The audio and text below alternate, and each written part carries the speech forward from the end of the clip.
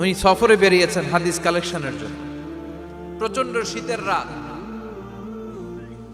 উনি মাগরিবের নামাজ এশারের নামাজ পড়ে একটা মসজিদে শুয়ে পড়লেন, আর শুয়ে শুয়ে হাদিস পড়তেছেন।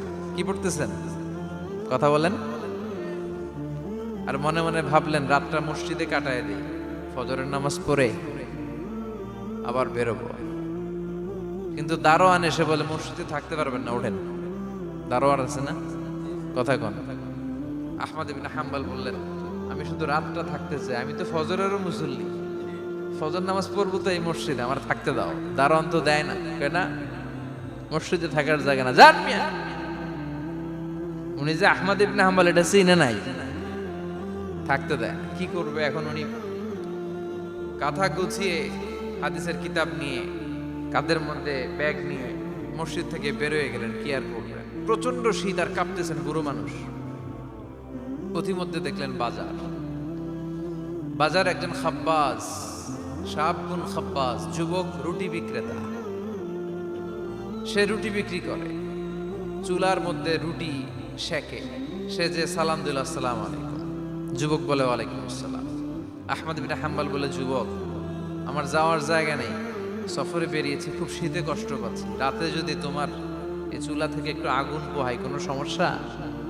যুবক বলে না না সমস্যা না, হালান ওয়া সাহালান, খোশ আমদেদ, আসেন আসেন, আপনি আগুন পোহাইলে আমার সমস্যা কি? সুবহানাল্লাহ পড়েন।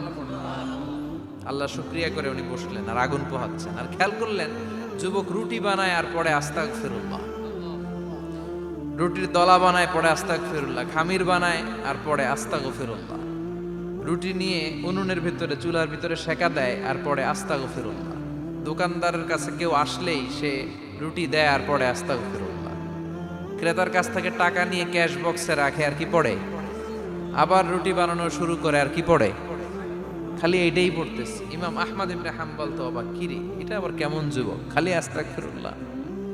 উনি প্রশ্ন করলেন যুবক ঘটনা কি?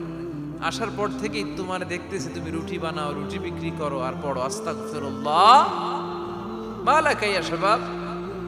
যুবক বলে আস্তাগফিরুল্লাহ আমার সবচেয়ে বেশি পছন্দের আমল, আমি সব সময় আঠার মতো ইস্তেগফারের সাথে লেগে থাকি আর সব সময় পড়তে থাকি আস্তাগফিরুল্লাহ, আর এর বদৌলতে আল্লাহ আমারে মুস্তাজাবুদ দাওয়া বানিয়ে দিয়েছে। আহমদ ইবনে হাম্বল তো অবাক, আনতা মুস্তাজাবুদ দাওয়া, তুমি মুস্তাজাবুদ দাওয়া, রুটিওয়ালা। আমি এত বছর হাদিস পড়াই, আমিও তো মুস্তাজাবুদ দাওয়া না, আর তুমি রুটি বেচো বাজারে, তুমি মুস্তাজাবুদ দাওয়া, তুমি দোয়া করলে সব কবুল হয়ে যায়। যুবক বলে নাম আনা মুস্তাজাবুদ দাওয়া, আমি আমার জীবনে যত দোয়া করেছি কবুল করে নিয়েছে কে? সব দোয়া কবুল করে নিয়েছে আল্লাহ, একটা দোয়া ছাড়া। কয়টা? আহমদ ইবনে হাম্বলের কৌতূহল, কিউরিয়াসিটি আরো বেড়ে গেল। কি? সব দোয়া কবুল হয়েছে, একটা দোয়া ছাড়া। মাযালিকা দুআ ইয়া শাব, কি সেই দোয়া? যুবক এবার বলতে শুরু করলো, আমার জীবনে যে দোয়াটা আল্লাহ কবুল করে নাই সেটা হচ্ছে আমি আল্লাহর কাছে অনেক চেয়েছি, অনেক দোয়া করেছি, যে আল্লাহ শুনেছি এই জামানার সবচেয়ে বড় মুহাদ্দিস, তার নাম নাকি ইমাম আহমদ ইবনে হাম্বল। আল্লাহ তোমার কাছে আমার চাওয়া আমি যেন এই ইমাম আহমদ ইবনে হাম্বলরে দেখে মরতে পারি, আমি যেন ইমাম আহমদ ইবনে হাম্বলের হাতে হাত রেখে মুসাফা করতে পারি আর তার কপালে একটা চুমু এঁকে দিতে পারি। আহমদ ইবনে হাম্বল আবেগপ্রবণ হয়ে গেলেন, চোখের পানি ছেড়ে দিলেন, বললেন যুবক তোমার এই দোয়াটাও কবুল হয়ে গিয়েছে। আহমদ ইবনে হাম্বলের দেখা সাক্ষাৎ পাওয়ার জন্য আহমদ ইবনে হাম্বলের বাড়িতে তোমার যাওয়ার দরকার নাই, আহমদ ইবনে হাম্বল তোমার দরবারে ছুটে এসেছে। আনা আহমদ ইবনে হাম্বল মুহাদ্দিসুদ দাহর, আমি নিজেই আহমদ ইবনে হাম্বল। যুবক চোখের পানি ছেড়ে দেয়, আহমদ ইবনে হাম্বল চোখের পানি ছেড়ে দেয়। যুবক চিৎকার মেরে ইমাম আহমদ ইবনে হাম্বলকে জড়িয়ে ধরে, হাতে হাত রেখে মুসাফা করে, কপালের মধ্যে চুমু খায় আর আল্লাহর শুকরিয়া করে বলে, ও ইমাম আসলে এই দোয়াটাও আল্লাহ আজকে কবুল করে নিল। বিশ্বাস হয় সবসময় ইস্তেগফার পড়লে আপনার দোয়াগুলোর এইভাবে কবুল করে নেবে কে? এই 5টা জিনিস পাবেন সবসময় যদি ইস্তেগফারের সাথে লেগে থাকেন। রাজি আছেন তো? এজন্য বিশ্বনবী সব সময় নামাজে সালাম ফিরানোর পরে পড়তেন আস্তাগফিরুল্লাহ। কি পড়তেন? 3 বার পড়তেন আস্তাগফিরুল্লাহ, আস্তাগফিরুল্লাহ, আস্তাগফিরুল্লাহ। পড়তে রাজি আছেন? ইস্তেগফারের অনেকগুলো আলফাজ আছে, সবচেয়ে ছোট ইস্তেগফার হচ্ছে এটা, আস্তাগফিরুল্লাহ, আস্তাগফিরুল্লাহ। আরো আছে আস্তাগফিরুল্লাহ আল্লাযী লা ইলাহা ইল্লা হুয়াল হাইয়ুল কাইয়্যুম ওয়া আতুবু ইলাইহি। বিষ্ণু বলেন এই ইস্তেগফারটা যদি কেউ পড়ে, আত-তাওয়াল্লি মিন ইয়াউমিজ যাহাফ, যুদ্ধের ময়দান থেকে পালিয়ে আসা কবিরা গুনাহ। কি গুনাহ?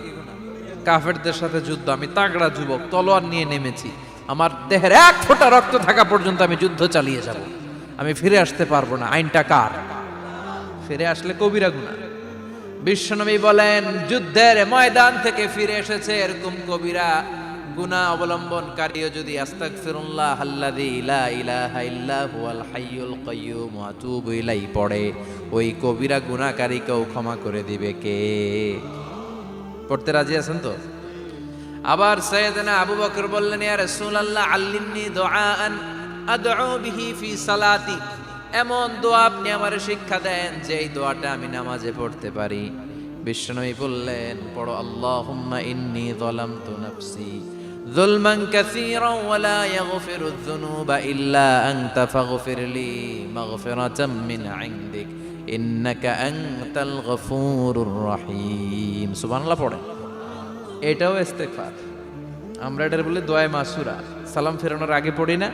যেখানেই ক্ষমা চাওয়ার কথা আছে ওইটারই কি বলে? ইস্তেগফার। আল্লাহুম্মা ইন্নী যালামতু নাফসি, আল্লাহ জুলুম করেছি, যুলমান কাসীরা, অনেক জুলুম, ওয়ালা ইয়াগফিরুয যুনুবা ইল্লা আনতা, তুমি ছাড়া এই গুনাহ ক্ষমা করার তো কেউ নাই। ফাগফিরলি মাগফিরাতাম মিন ইনদিক, তোমার দয়ায় আমারে ক্ষমা করে দাও। ইন্নাকা আনতাল গফুরুর রহিম, তুমি হলা ক্ষমাশীল। ঠিক কি না? এটাও ইস্তেগফার, এটাও পড়বেন। আর এই সব ইস্তেগফারের শ্রেষ্ঠ ইস্তেগফারের নাম সাইয়্যিদুল ইস্তেগফার। যত ইস্তেগফার হতে পারে এর মধ্যে সবচেয়ে শ্রেষ্ঠতম ইস্তেগফার নাম কি? কথা কন। বুখারীর বর্ণনা, শাদ্দাদ ইবনে আউস রাদিয়াল্লাহু তাআলা আনহু বর্ণনা করেন, এই সাইয়্যিদুল ইস্তেগফার দিনের বেলা যে পড়বে ওই দিনে মারা গেলে সে জান্নাতি। এই সাইয়্যিদুল ইস্তেগফার রাতের বেলা যে পড়বে ওই রাতে যদি ইন্তেকাল হয় ওই লোকটা জান্নাতি। মুখস্থ আছে না? কার কার মুখস্থ? হাত তুলেন। মাশাআল্লাহ, তাবারাকাল্লাহ, মাশাআল্লাহ, মাশাআল্লাহ।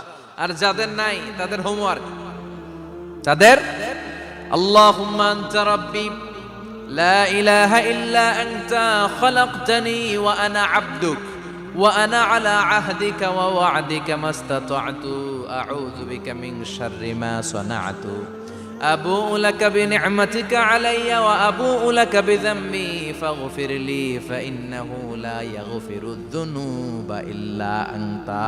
সুবহানাল্লাহ পড়েন। আজকে রাতে পড়ছেন, মারা গেলে জান্নাতি। চিল্লায় পড়েন না আল্লাহু আকবার। এজন্য বিশ্বনবী বলেন, আমার আগের গুনাহ মাফ, পরের গুনাহ মাফ, তারপরেও প্রতিদিন আমি 70 বার তওবা ইস্তেগফার পড়ি। আজকে থেকে পড়তে রাজি আছেন তো?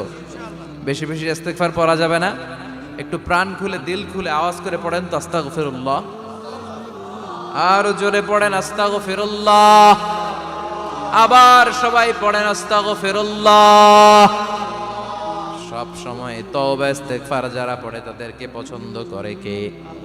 সব সময় জিকির করে করে জিহ্বাটারে যারা ভিজিয়ে রাখে তাদেরকেও পছন্দ করে কে? আল্লাহ বলেন, ওয়াযকুর রাব্বাকা ফি নাফসিকা তাদাররুআন ওয়া খীফাতান ওয়া দুনাল জাহরি মিনাল কওলি বিল গুদুবি ওয়াল আসাল ওয়া লা তাকুম মিনাল গাফিলিন। সুবহানাল্লাহ পড়েন। আল্লাহ বলেন, ওয়াযকুর রাব্বাকা ফি নাফসিক, আল্লাহরে মনে মনে ডাকো। তাদাররুআ ওয়া খীফা, আল্লাহর জিকির করতে আল্লাহ বলেছেন ফি নাফসিক। বুঝতেছেন না অর্থ?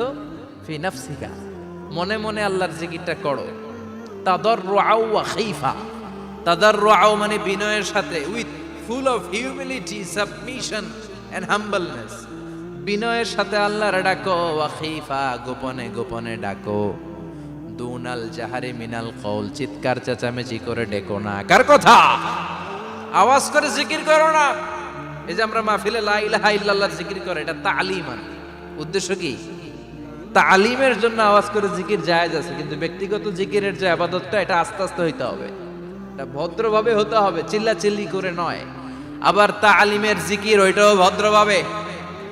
ইন্নাল্লাহা জামিল ইউহিব্বুল জামাল, আমার আল্লাহ সুন্দর, আমার আল্লাহর জিকিরের মধ্যেও সৌন্দর্য আছে না নাই? কিন্তু এদেশে জিকিরের ভেতরে লাফালাফি আছে না নাই? বেশি না কম? কি বসেন বসেন, হ্যাঁ বসে যান তো, অনেক ধরনের আছে জিকির। হ্যাঁ বসেন বসেন, বসে যান। হ্যাঁ হাইবার আলী, এটা কি আবার জালালি? তো এই যে ইন্নাল্লাহা জামিল ইউহিব্বুল জামাল, আমার আল্লাহ সুন্দর, আমার আল্লাহর জিকিরের মধ্যেও সৌন্দর্য আছে না নাই? তালিমের উদ্দেশ্যে সবাই মিলে জিকির করা যায়, কিন্তু চিল্লাফাল্লা করা যাবে না, লাফালাফি করা যাবে না, মাথা ডানে বায়ে ঝোলানো যাবে না, ঠিক কি না? কিন্তু লাফালাফির জিকির আছে না নাই? লাফাইতে লাফাইতে, হ্যাঁ গাছের আগায় বাঁশের আগায়। আবার যিনি জিকির পরিচালনা করে ওনার কান্দে যায় ওঠে, আছে না নাই?